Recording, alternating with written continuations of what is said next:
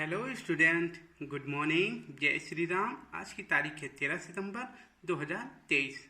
आज हम अपने करंट अफेयर को शुरू करने चल रहे हैं, जो कि कुमार गौरव सर के करंट अफेयर से लिया गया है। आप सभी अच्छे होंगे और आपकी तैयारी अच्छे चल रही होगी। तो दोस्तों, आपको क्लास अच्छी लगे तो लाइक करें और सभी के साथ शेयर करें प्लीज़। और पहले प्रश्न को देखते हैं। पहला प्रश्न है, हाल ही में सक्रिय हुआ किलाउआ ज्वालामुखी कहाँ स्थित है? किलाउआ ज्वालामुखी कहाँ पे स्थित है? तो यह हवाई द्वीप पे। ठीक, इसकी व्याख्या देख लेते हैं। यूएसए में 50 प्रांत हैं, ठीक है। उसी में से एक प्रांत क्या है उसका? हवाई द्वीप। हवाई द्वीप, उसी पे ये किलाउआ ज्वालामुखी स्थित है। ये अभी सक्रिय हो उठा है, इसीलिए ये चर्चा में है। और इसी हवाई द्वीप पे एक ज्वालामुखी और है, जिसका क्या नाम है? मोना लोआ। अब ये हवाई द्वीप किस महासागर में स्थित है? तो ये प्रशांत महासागर में स्थित है। कोई प्रश्न पूछ सके तो आप उसको बता देना कि हवाई द्वीप प्रशांत महासागर में स्थित है। हवाई द्वीप पे अमेरिका का अधिकार है। अब स्टूडेंट, लल्लन टॉप में कुछ महत्वपूर्ण ज्वालामुखियों को देख लेते हैं। तो देखते हैं कि एटना और विसुवियत ये दोनों ज्वालामुखी कहाँ पे हैं? ये इटली में है। क्राकातोआ इंडोनेशिया में है और मेरापी भी इंडोनेशिया में है। ये दोनों जो है कहाँ पे हैं? इंडोनेशिया में, ठीक है। किलिमंजारो ये तंजानिया में है। तंजानिया किस महाद्वीप में स्थित है? अफ्रीका महाद्वीप में स्थित है। स्ट्राम्बोली को क्या बोलते हैं? स्ट्राम्बोली ज्वालामुखी को क्या बोलते हैं? भूमध्य सागर का प्रकाश स्तंभ। अगर पूछ ले कोई कि भूमध्य सागर का प्रकाश स्तंभ किस ज्वालामुखी को बोलते हैं, तो बता देना कि स्ट्राम्बोली, ठीक है। अब बोलते हैं कि भूमध्य सागर की कुंजी किसे कहते हैं? भूमध्य सागर की कुंजी जिब्राल्टर जल संधि को, ठीक है। अब भूमध्य सागर को लाल सागर से जोड़ने वाली नहर कौन सी है? तो यह है स्वेज नहर। स्वेज नहर पर किसका अधिकार है? तो इस पे मिस्र का अधिकार है, ठीक है दोस्तों।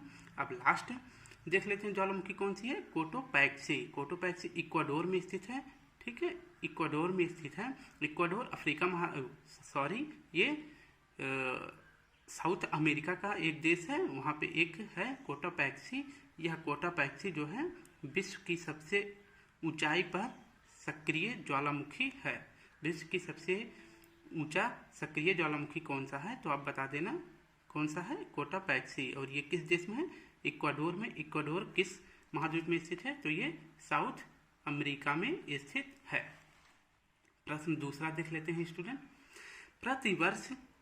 प्रतिवर्ष दक्षिण सहयोग के लिए संयुक्त राष्ट्र दिवस कब मनाया जाता है? तो इसका सही जवाब क्या हो जाएगा? इसका सही जवाब हो जाएगा 12 सितंबर, ठीक है। अब इसकी व्याख्या देख लेते हैं कि साउथ कारपोरेशन, ठीक। साउथ कारपोरेशन, इसका अर्थ क्या होता है? ये सहयोग क्यों किया जाता है? ये इसलिए किया जाता है कि विकासशील देशों के मध्य सहयोग स्थापित किया जा सके। और ये सहयोग कौन करवाता है? तो ये करवाता है यूएनओ। इसीलिए दक्षिण सहयोग के लिए संयुक्त राष्ट्र दिवस कब मनाया जाता है? तो ये 12 सितंबर को मनाया जाता है, ठीक है। अब इसकी शुरुआत कब की गई थी? तो इसकी शुरुआत G20 जो भी हाल में इसकी बैठक हुई थी, ग्लोबल साउथ संकल्पना में यह प्रस्तुत किया गया था, ठीक है। G20 की साउथ ग्लोबल संकल्पना में यह प्रस्तुत किया गया था, ठीक है। तो पूछे कि दक्षिण सहयोग के लिए संयुक्त राष्ट्र दिवस कब मनाया जाता है? तो आपका सही जवाब हो जाएगा 12 सितंबर को, ठीक है। अब देखते हैं कि 18वें क्रम का G20 कहाँ हुआ? तो ये भी जल्द ही फिनिश हुआ। कहाँ पे? भारत में। और 19वें क्रम का कहाँ होगा? ये ब्राजील में होगा। और 17वें क्रम का कहाँ पे हुआ था? तो ये हुआ था इंडोनेशिया में, ठीक है। ये कहाँ पे हुआ था? तो ये इंडोनेशिया में हुआ था। तो इंडिया, भारत और इंडोनेशिया, इन तीनों को मिला के क्या बोलते हैं? ट्राइका बोलते हैं। ट्राइका देश इन्हीं तीनों को मिला के बोलते हैं। लल्लन टॉप को देख लेते हैं स्टूडेंट। कुछ महत्वपूर्ण दिवस। 23 जनवरी को क्या मनाया जाता है? पराक्रम दिवस। पराक्रम दिवस किसके जन्मदिन पर मनाया जाता है? तो ये सुभाष चंद्र बोस जी के जन्म दिवस पर मनाया जाता है, क्योंकि 23 जनवरी को सुभाष चंद्र बोस जी का हैप्पी बर्थडे है, ठीक है। अब देखते हैं कि सुभाष चंद्र बोस का प्रसिद्ध पुस्तक कौन सा है? स्ट्रगल इंडिया, ठीक। स्ट्रगल इंडिया इनकी पुस्तक है। और इन्होंने जो है 1938 के हरिपुरा कांग्रेस की अधिवेशन किया था। ठीक है, 1938 के कांग्रेस अध्यक्षता कौन करा था? तो ये करे थे सुभाष चंद्र बोस 1938 में। कहाँ हुआ था यह? हरिपुरा में। ठीक है, उसके बाद इन्होंने त्यागपत्र दे दिया। ठीक है, त्यागपत्र देने के बाद 1939 में इन्होंने किस ब्लॉक की स्थापना की? फॉरवर्ड ब्लॉक की इन्होंने 1939 में स्थापना की। ठीक है, नेक्स्ट प्रश्न देख लेते हैं स्टूडेंट। इसमें लल्लन टॉप देख लेते हैं कि 2 फरवरी को क्या मनाया जाता है? आर्द्र भूमि दिवस। अब देख लेते हैं इसकी थोड़ी सी एक्सप्लेनेशन कि 2 फरवरी 1971 को रामसर सम्मेलन हुआ था। कहाँ पे हुआ था? ईरान में। ठीक है, ईरान में हुआ था, इसलिए 2 फरवरी को आर्द्र भूमि दिवस मनाया जाता है। भारत में कुल रामसर साइट कितने हैं? तो भारत में 75 है, सबसे ज़्यादा तमिलनाडु में स्थित है। 22 मार्च को क्या मनाया जाता है? विश्व जल दिवस मनाया जाता है। 22 अप्रैल को पृथ्वी दिवस, और 22 मई को जैव विविधता दिवस, और 11 जुलाई को विश्व जनसंख्या दिवस मनाया जाता है। पहली बार विश्व जनसंख्या दिवस कब मनाया गया था? 1989 में। इस समय विश्व की जनसंख्या 5 बिलियन हो गई थी। ठीक है, अब देखते हैं कि 9 अगस्त को क्या मनाया जाता है? विश्व आदिवासी दिवस मनाया जाता है। और एक तारीख हिस्ट्री में याद रख लेते हैं कि 9 अगस्त 1942 को भारत छोड़ो आंदोलन भी शुरू हुआ था। प्रश्न 3 देखते हैं स्टूडेंट। फिलीपींस में आयोजित FIBA विश्व कप 2023 की विजेता टीम कौन सी है? तो इसका विजेता टीम कौन सा हो जाएगा? जर्मनी हो जाएगा। इसकी व्याख्या देख लेते हैं। बास्केटबॉल वर्ल्ड कप 2023, ये क्रम कौन सा है? 19वां क्रम है। फाइनल मैच कहाँ खेला गया? मनीला में, जो कि फिलीपींस की राजधानी है। ठीक है, अब इसकी विजेता टीम कौन है? जर्मनी है, और उप विजेता सर्बिया है। तो जर्मनी यह पहली बार बास्केटबॉल वर्ल्ड कप जीता है। सबसे मूल्यवान खिलाड़ी कौन सा है? Dennis Schroder. कौन है? Dennis Schroeder. बास्केटबॉल के सबसे महंगे खिलाड़ी हैं डेनिस श्रोडर। ये किस देश के हैं? जर्मनी के हैं। तो इस बास्केटबॉल वर्ल्ड कप 2023 में कुल कितनी टीमों ने भाग लिया था? तो ये 32 टीमों ने भाग लिया था। लल्लन टॉप देख लेते हैं स्टूडेंट। अंडर 19 महिला T20 विश्व कप का आयोजन कहाँ हुआ था? तो साउथ अफ्रीका में हुआ था। ठीक है, साउथ अफ्रीका में हुआ था। तो इसमें इंडिया जीता था, किसे हरा के? इंग्लैंड को हरा के। ठीक है, अब देखते हैं कि हॉकी वर्ल्ड कप कहाँ आयोजित हुआ था? तो ये आयोजित हुआ था उड़ीसा में। कौन से क्रम का था? 15वें क्रम का था। इसमें जीता था जर्मनी, और हारा कौन था? बेल्जियम। ठीक है, और नेक्स्ट देखते हैं। विश्व का काला प्रदेश किसे कहते हैं? तो इसे रूर का प्रदेश कहते हैं। यह जर्मनी में स्थित है। यह कोयले के लिए प्रसिद्ध है। रूर का प्रदेश कोयले के लिए जाना जाता है, जर्मनी में स्थित है। नेक्स्ट देखते हैं फीफा वर्ल्ड कप, मेल और फीमेल दोनों देख लेते हैं। ठीक है, तो फीफा वर्ल्ड कप 2023 का आयोजन कहाँ हुआ था? कतर, दोहा में। मेल वाला कतर में आयोजित हुआ था, और फीमेल वाला कहाँ पे आयोजित हुआ था? तो ऑस्ट्रेलिया, न्यूजीलैंड दोनों में। ठीक है, मेल वाला ये 23वें क्रम का था, और फीमेल वाला 9वें क्रम का था। इसमें जीता कौन था? अर्जेंटीना जीता था, और हारा कौन था? फ्रांस। ठीक है, और इसमें जीता कौन था? महिला वाले में स्पेन जीता था, और इंग्लैंड को हरा के। ठीक है, अब नेक्स्ट प्रश्न देख लेते हैं। प्रश्न 4 है।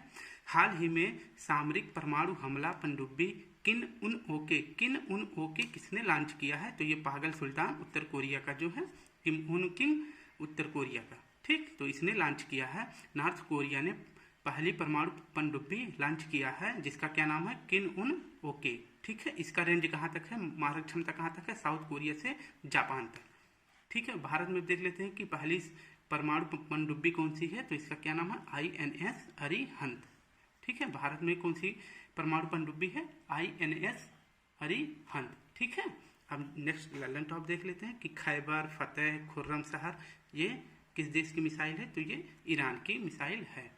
ठीक है, अब देखते हैं कि प्रोजेक्ट 17 के तहत भारत में 5 जहाज का निर्माण किया गया है। ठीक है, 5 पनडुब्बी जहाजों का निर्माण किया गया है। आप इसको क्रम से याद करना, आगे पीछे मत याद करना। ठीक है, क्वेश्चन में ऐसे पूछेगी 5वें क्रम का कौन सा है, तीसरे क्रम का, दूसरे, चौथे, छठे, ऐसे पूछेगा। तो पहले क्रम का है कलवरी, दूसरे क्रम का है खांडेरी, तीसरे क्रम का है करंज, चौथे क्रम का है बेला, 5वें क्रम का है वागीर, और छठे क्रम का है वागसीर। और इनका निर्माण कहाँ किया गया? मजगांव डाक यार्ड, जो कि महाराष्ट्र में है। ठीक है, अब देखते हैं प्रोजेक्ट 17A के तहत 7 जहाजों का निर्माण किया गया है, और 75 के तहत 6 जहाजों का निर्माण किया गया है। तो प्रोजेक्ट 70A के तहत 7 जहाजों का निर्माण किया गया है। उसका जो आखिरी 7वां जहाज है, उसका क्या नाम है? INS महेंद्र गिरी। इसको कमीशन किसने किया था? तो इसको कमीशन किए थे भारत के वाइस प्रेसिडेंट, जिनका क्या नाम है? जगदीश धनखड़ जी। ठीक है। अब देखते हैं कि भारत का एक वो है पनडुब्बी रोधी जहाज है, इसका क्या नाम है? वरुणास्त्र। इसको क्या कहते हैं? यह हैवी वेट टारपीडो है, जो कि एक मिसाइल है। यह पानी में स्थित पनडुब्बियों को विनाश करने के लिए सक्षम है। नेक्स्ट प्रश्न देख लेते हैं करंट अफेयर का। हाल ही में भारत के सर्वोच्च न्यायालय ने न्यायिक सहयोग के लिए किसके साथ समझौता किया है? न्यायिक सहयोग के लिए भारत के सर्वोच्च न्यायालय ने किसके साथ सहयोग समझौता किया है? तो सिंगापुर के साथ। अब इसको देख लेते हैं एक्सप्लेनेशन। न्यायिक समझौता भारत ने किसके साथ किया है? सिंगापुर के साथ। ठीक है। तो भारत के मुख्य न्यायाधीश कौन है और सिंगापुर के मुख्य न्यायाधीश कौन है? भारत के मुख्य न्यायाधीश कौन है? डी.वाई. चंद्रचूड़ 50वें क्रम के हैं। और सिंगापुर के मुख्य न्यायाधीश कौन है? सुंदरेश मेनन। ठीक, कौन है? सुंदरेश मेनन। अब देखते हैं कि भारत के सुप्रीम कोर्ट की स्थापना दिवस अभी कुछ ही दिन पहले मनाया गया था, तो उसमें चीफ गेस्ट कौन थे? तो ये सिंगापुर के मुख्य न्यायाधीश थे। ठीक है। नेक्स्ट प्रश्न देखते हैं स्टूडेंट। ललन टॉप में देख सकते हैं कि सुप्रीम कोर्ट का उल्लेख अनुच्छेद कितने से लेकर कितने तक है? तो 124 से लेकर 147 तक अनुच्छेद में उल्लेख है। और भाग कौन सा है सुप्रीम कोर्ट का? तो ये 5वां भाग है। एक्ट, सुप्रीम कोर्ट की स्थापना किस एक्ट के तहत हुई थी? तो ये हुई थी 1935 के तहत फेडरेशन कोर्ट के द्वारा। ठीक है। इसकी मतलब इस पे कार्यवाही कब करना स्टार्ट किया गया था? मतलब सुप्रीम कोर्ट में कार्यवाही कब स्टार्ट करी गई थी? तो 28 जनवरी 1950 को इस पर कार्य करना शुरू किया गया था, भारत आज़ाद होने के बाद। ठीक है। तो इसमें जब कार्यवाही शुरू हुई थी तो उस समय एक मुख्य न्यायाधीश थे और बाकी 7 अन्य न्यायाधीश थे। इस समय जो है कितने अन्य न्यायाधीश हैं? तो 33 अन्य न्यायाधीश हैं। उस समय 7 न्यायाधीश थे। प्रथम न्यायाधीश उस समय कौन थे? तो H.J. कानिया, हीरालाल जे कानिया। ठीक। देखते हैं तो राष्ट्रपति को शपथ, सुप्रीम कोर्ट के जो मुख्य न्यायाधीश होते हैं उनको शपथ कौन दिलाता है? तो राष्ट्रपति जी दिलाते हैं। और अगर उनको हटाना होता है मुख्य न्यायाधीश जी को, तो कौन हटा सकता है? तो संसद हटा सकता है। सुप्रीम कोर्ट एक अभिलेख न्यायालय है। इसका उल्लेख संविधान के अनुच्छेद 129 में किया गया है। प्रश्न 6 देख लेते हैं। हाल ही में खाद्य और कृषि संगठन ने किसानों के अधिकारों पर पहली वैश्विक संगोष्ठी का आयोजन कहाँ किया है? तो इसका आयोजन कहाँ किया है? तो इसका सही जवाब क्या हो जाएगा? नई दिल्ली, यानी भारत में नई दिल्ली में इसका आयोजन किया गया है। इसका थोड़ा सा व्याख्या देख लेते हैं। FAO और कृषि मंत्रालय, ठीक, इन दोनों ने मिलकर जो है किसानों के अधिकारों के लिए पहली वैश्विक संगोष्ठी आयोजित की है। कहाँ आयोजित करी है? तो नई दिल्ली में। ठीक है। इसका शुभारंभ कौन किया है? तो इसका शुभारंभ प्रेसिडेंट की हैं, जिनका क्या नाम है? द्रौपदी मुर्मू। और कृषि मंत्री भारत के कौन है? तो भारत के कृषि मंत्री हैं नरेंद्र सिंह तोमर। ठीक। अब FAO के बारे में देख लेते हैं कि FAO का फुल फॉर्म क्या होता है? Food and agriculture organisation. ठीक। इसकी स्थापना कब हुई थी? इसकी स्थापना हुई थी 16 अक्टूबर 1945 को। इसका हेडक्वार्टर कहाँ पे? रोम, इटली में। ठीक। अब वर्ल्ड फूड डे कब मनाया जाता है? तो वर्ल्ड फूड डे 16 अक्टूबर को मनाया जाता है। ठीक है। ललन टॉप देख लेते हैं कि यूरिया गोल्ड, इसे राजस्थान से लॉन्च किया है प्राइम मिनिस्टर जी ने। और यूरिया गोल्ड को क्यों लॉन्च किया गया है? कि मिट्टी में सल्फर की कमी को दूर करने के लिए। ठीक है। मिट्टी में सल्फर की कमी को दूर करने के लिए यूरिया गोल्ड को राजस्थान से लॉन्च किया है प्राइम मिनिस्टर मोदी जी ने। ठीक है। अब देखते हैं विश्व कांग्रेस मसाला दिवस का आयोजन कहाँ किया गया? तो इसका आयोजन इंडिया में किया गया आपकी बार। और इंडिया में कहाँ? मुंबई में किया गया है। ठीक है। HD 3385 यह क्या है? यह गेहूं की एक नई किस्म है। ठीक है। नेक्स्ट देखते हैं मोटे अनाजों का उत्कृष्टता केंद्र कहाँ स्थापित किया गया है? तो ये स्थापित किया गया है हैदराबाद में। ठीक है। प्रश्न 7 देखते हैं। हाल ही में भारत ने किस देश के साथ इंफ्रास्ट्रक्चर फाइनेंसिंग ब्रिज का आरंभ किया है? तो यह किसके साथ किया? तो यह ब्रिटेन के साथ किया है। ठीक है। अब देखते हैं कि इसको आप ऐसे याद कर सकते हैं, IUK IFB। तो I का मतलब इंडिया हो जाएगा, UK का मतलब ब्रिटेन हो जाएगा, IFB का मतलब हो जाएगा इंफ्रास्ट्रक्चर फाइनेंसिंग ब्रिज। ठीक। और क्यों शुभारंभ किया गया है? तो इसका शुभारंभ इसलिए किया गया है कि भारत में बुनियादी संरचना में निवेश को बढ़ाना। ठीक है। किस तर्ज पे बढ़ाना है? तो लंदन के लंदन के हिसाब से बढ़ाना कि जैसे लंदन में इंफ्रास्ट्रक्चर अब बहुत आगे निकल गया है, उसी हिसाब से भारत में भी बुनियादी संरचनाओं को धीरे धीरे बढ़ाना है। तो इसके साथ सहयोग कौन कर रहा है? ब्रिटेन कर रहा है। ठीक है, अभी G20 में वहाँ के पीएम ऋषि सुनक जी आए थे, तो उनके साथ यह MOU साइन किया गया है। लल्लन टॉप में देख लेते हैं, अजेयो, कुंकड़ और इंद्रधनुष ये तीनों अभ्यास हैं। ठीक है, ये तीनों अभ्यास हैं, किनके साथ किया गया? तो UK मतलब ब्रिटेन और भारत के साथ किया गया है। यूरो को अपनाने वाला, नेक्स्ट देखते हैं, यूरो को अपनाने वाला नवीनतम देश कौन सा है? यूरो को अपनाने वाला नवीनतम देश क्रोएशिया है, या कौन से क्रम का बना है? या 20वें क्रम का है। 20 लोग यूरो को अपना चुके हैं, 20 देश। ठीक है, UK का कौन सा ऐसा शहर है जो खुद को दिवालिया घोषित कर चुका है? तो अभी आपको कुछ दिन पहले पढ़ाया था, तो ये है ब्रिटेन, अरे बर्मिंघम। ठीक, ये UK का सेकंड सबसे बड़ा देश है, राज्य है।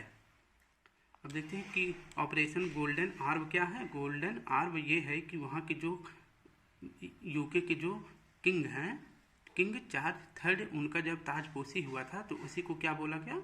Operation golden orb. ठीक है, शाही रोग क्या किसे कहते हैं? तो हीमोफीलिया को कहते हैं। शाही रोग किसे कहते हैं? हीमोफीलिया को कहते हैं, क्योंकि वहाँ की महारानी को यह रोग सबसे पहले हुआ था, इसलिए इसे शाही रोग भी कहते हैं। प्रश्न 9 देख लेते हैं, हाल ही में मॉब लिंचिंग पीड़ितों को मुआवजा देने के लिए किसने प्रारंभ किया है? मॉब लिंचिंग पीड़ित मुआवजा किसने प्रारंभ किया है? तो ये प्रारंभ किया है मध्य प्रदेश ने। ठीक है, इसकी व्याख्या देख लेते हैं, मॉब लिंचिंग पीड़ित मुआवजा किसने प्रारंभ किया? मध्य प्रदेश ने। ठीक है, इसकी शुरुआत किसने करी है? मध्य प्रदेश ने। और यहाँ के CM जो है कौन है? शिवराज सिंह चौहान। ठीक है, अब देखते हैं कि मुआवजा जो मॉब लिंचिंग है, इसके तहत जो है सुप्रीम कोर्ट में एक याचिका दायर की गई थी। तो उस केस का क्या नाम है? तो उस केस का नाम है तहसील पूना वाला केस। इसके तहत जो है पीड़ित परिवार को मुआवजा दिया जाता है जो कि मॉब लिंचिंग में फंस जाते हैं। ठीक है, तो उसमें क्या कहा गया है? तो उसमें कहा गया है मतलब पीड़ितों को जो है मुआवजा दिया जाएगा, ये सुप्रीम कोर्ट ने कहा है। तो इसको सबसे पहले लागू किस राज्य ने किया है? तो इसको लागू मध्य प्रदेश ने किया है। इसमें जो है 10 लाख रुपया उन्हें दिया जाएगा जिनकी मृत्यु हो जाएगी, और जो घायल हो जाएंगे उनको जो है 4 से 6 लाख रुपए दिया जाएगा। ठीक है, अब देखते हैं कि मॉब लिंचिंग पर कानून बनाने वाला पहला राज्य कौन है? तो ये मॉब लिंचिंग पर कानून बनाने वाला पहला राज्य है राजस्थान। और योजना प्रारंभ किसने करी है मॉब लिंचिंग का? तो ये प्रारंभ करी है मध्य प्रदेश ने। ठीक है, नेक्स्ट देखते हैं, लल्लन टॉप में देख लेते हैं स्टूडेंट, प्रवासी भारतीय सम्मेलन जो कि 17वें क्रम का था, इसका आयोजन कहाँ पे किया गया? तो ये इंदौर में किया गया है। ठीक है, अब देखते हैं सबसे स्वच्छ वायु शहर कौन सा है? भारत में सबसे स्वच्छ वायु शहर कौन सा है? तो पहले नंबर पे इंदौर है, दूसरे पे आगरा है, तीसरे पे ठाणे है। ठीक, अब इसकी क्या वो है विशेषता क्या है कि 10 लाख से अधिक जनसंख्या वाले क्षेत्रों में 3 शहरों को स्वच्छ वायु शहर घोषित किया गया है। पहला इंदौर, दूसरा आगरा, तीसरा ठाणे। ठीक है, अब इसमें देख लेते हैं कि 3 लाख से 10 लाख के बीच स्वच्छ वायु शहर कौन सा है पहले स्थान पे? तो ये अमरावती है, 3 लाख से 10 लाख की जनसंख्या के बीच। ठीक है, और 3 लाख से कम जनसंख्या के बीच में सबसे स्वच्छ वायु शहर कौन सा? तो ये परमाणु है, हिमाचल प्रदेश का एक राज्य है। ठीक है, शहर है। ठीक, अब 9वां देख लेते हैं, हाल ही में एशियाई तटरक्षक एजेंसियों के प्रमुखों की 19वीं बैठक का आयोजन कहाँ किया गया है? तो इसका आयोजन कहाँ किया गया है बताएं? इसका सही जवाब क्या हो जाएगा? इस्तांबुल। ठीक है, इसका बैठक कहाँ है? इस्तांबुल। इसकी व्याख्या देख लेते हैं, एशियन कोस्ट गार्ड एजेंसी। ठीक, इसका 19वां क्रम का बैठक कहाँ हुआ है? इस्तांबुल में। इस्तांबुल कहाँ पे है? ये तुर्की में है। ठीक है, इसमें भाग कौन लिया है? भारत की तरफ से भारत के तटरक्षक महानिदेशक राजीव जी। ठीक है, और ये किस क्रम का है? ये है 19वें क्रम का, और 2022 में इसका आयोजन कहाँ हुआ था? तो इसका आयोजन भारत के न्यू दिल्ली में हुआ था। ठीक है, लल्लन टॉप में देख लेते हैं स्टूडेंट, लल्लन टॉप में है ऑपरेशन दोस्त। अभी कुछ दिन पहले वहाँ पे भूकंप आने के कारण भारत ने चलाया था। तो किस देश के लिए चलाया था मदद के लिए? तो ये तुर्की और सीरिया की मदद के लिए भारत ने ऑपरेशन दोस्त चलाया था। एशिया का पठार, एशिया माइनर का पठार, एशिया माइनर का पठार या अनातोलिया का पठार, इन दोनों का नाम एक ही है, जैसे राम राम श्याम। नहीं, राम से राम अलग हो जाएंगे। आप इसको याद रखो पहले ना, एशिया माइनर का पठार या अनातोलिया का पठार कहाँ है, तो ये तुर्की में है। ठीक, और तुर्की के पीएम कौन है, तैयब एर्दोगान। ठीक, तुर्की के पीएम तैयब एर्दोगान है। और तुर्की को प्राचीन काल में क्या कहा जाता था, उसका प्राचीन नाम क्या था, कुस्तुन दुनिया, जैसे भारत का नाम प्राचीन काल में आर्यावर्त था। ठीक है, अब देखते हैं वान गोलू झील, ये कहाँ पे है, ये तुर्की में है। ये एक लवणता वाली झील है। और यूरोप का मरीज किसे कहते हैं, यूरोप का मरीज जो है तुर्की को कहते हैं। ठीक है, नेक्स्ट प्रश्न देख लेते हैं स्टूडेंट। प्रश्न है, हाल ही में निपाह वायरस से मौत के बाद कहाँ अलर्ट जारी किया गया है, तो ये जारी किया गया है केरल में। निपाह वायरस के लिए व्याख्या देख लेते हैं। यह कहाँ पे अलर्ट जारी किया गया है, केरल के एक शहर, एक राज्य, स्टेट, डिस्ट्रिक्ट में, जिसका नाम क्या है, कोझिकोड। ठीक, केरल का एक डिस्ट्रिक्ट है जिसका क्या नाम है, कोझिकोड। यहाँ पे जो है अलर्ट जारी किया गया है निपाह वायरस के कारण। अब देखते हैं निपाह वायरस फैल कैसे रहा है, तो यह जानवर से मनुष्य में मतलब जानवरों के थ्रू मनुष्य में फैल रहा है। और जब कोई बीमारी जानवर से मनुष्यों में आता है तो उसे क्या बोलते हैं, उसे बोलते हैं जूनाटिक बीमारी। ठीक है, अब इसकी निपाह वायरस की शुरुआत कैसे हुई थी, इसको देख लेते हैं। तो इसकी शुरुआत हुई थी 1998 में मलेशिया से। ठीक, मलेशिया का एक शहर है निपाह शहर, वहीं से यह प्रारंभ हुआ था, इसीलिए इसका नाम निपाह रख दिया गया है। अब ये निपाह वायरस फैलता कैसे है, सुअरों से और चमगादड़ों से। ठीक है, इसके ललन टॉप को देख लेते हैं कि पिरोला वेरिएंट, ये एक कोविड-19 का एक वेरिएंट ये भी है, लेकिन ये फैला किसके थ्रू, कोविड-19 का एक वेरिएंट बना ओमिक्रॉन के थ्रू अब एक वायरस बना पिरोला। ठीक, पहले कोविड-19 आया, फिर उसके बाद ओमिक्रॉन आया, ओमिक्रॉन के बाद पिरोला वायरस आया, जो कि उत्तरी अमेरिका में कहर बरसा रहा है। ठीक है, अब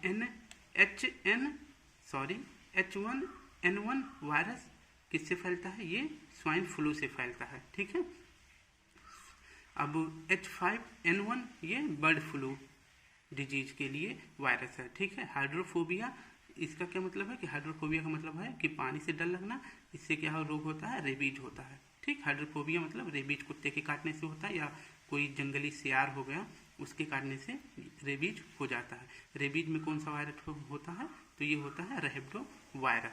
ठीक, एलिजा टेस्ट किसके लिए होता है, ये एड्स के लिए होता है। ठीक, एलिजा टेस्ट एड्स के लिए होता है। और एड्स का वायरस क्या है, HIV। ठीक, एड्स का वायरस क्या है, HIV। अब 11वां प्रश्न देख लेते हैं। ICICI बैंक के MD और CEO दोनों कौन बने हैं, संदीप बख्शी। तो दोस्तों धन्यवाद, वीडियो अच्छी लगे तो लाइक करें, कमेंट करें और शेयर करें। फिर मिलते हैं कल, आज के लिए धन्यवाद। जय हिंद, जय भारत।